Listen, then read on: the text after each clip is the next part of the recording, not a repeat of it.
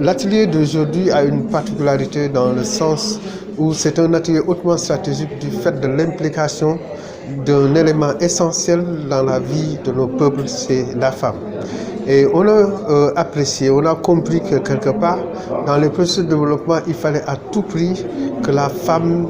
occupe une place importante, une place prépondérante dans le cadre de la mise en œuvre des politiques, mais aussi dans le cadre du suivi et de l'évaluation de ces politiques. Nous sommes convaincus que les femmes ont toujours apporté quelque chose au moment où on élaborait les politiques publiques, et nous pensons que dans le cadre de leur exécution, elles peuvent être d'un apport substantiel. Donc quand on parle d'ODD, il est essentiel de faire de telle sorte que les femmes appliquent le même comportement en termes d'élaboration, de suivi, d'évaluation. Ici, nous avons l'opportunité, à travers l'initiative du CONGAD, d'outiller les femmes dans leur préparation à renforcer leur contribution dans ces processus d'évaluation. Et nous pensons que pour que nous puissions arriver à cet objectif de l'avènement d'une société ouverte, inclusive et paisible que nous voulons en 2030, les femmes ont un rôle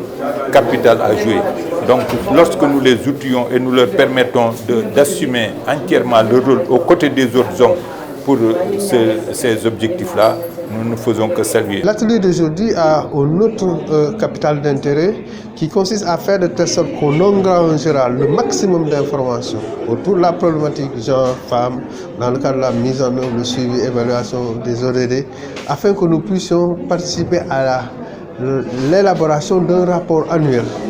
par rapport au niveau d'avancement des ODD au niveau du Sénégal. La diversité des participants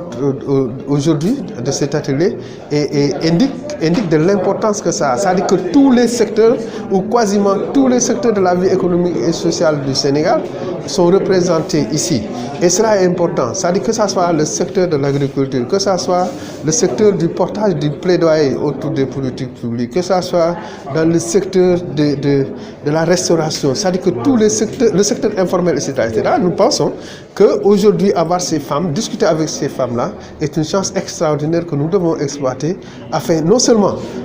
davantage de tirer d'elles leur opinion par rapport à la mise en œuvre des politiques publiques, mais aussi de les mobiliser, de les engager à faire de ce suivi une réalité. Madame le ministre a terminé le message qu'il m'avait demandé de porter, c'était de dire à Monsieur le Président qu'elle s'engage à être un partenaire privilégié dans le processus de mise en œuvre des perspectives qui vont sortir de cette réunion. Nous en avons profité pour saluer l'ensemble des leaders femmes qui sont ici présentes et pour leur dire également que Madame le ministre s'engage à continuer à renforcer le partenariat qui les lie avec son département pour la mise en œuvre des politiques d'autonomisation de la femme qui sont au cœur du plan Sénégal émergent.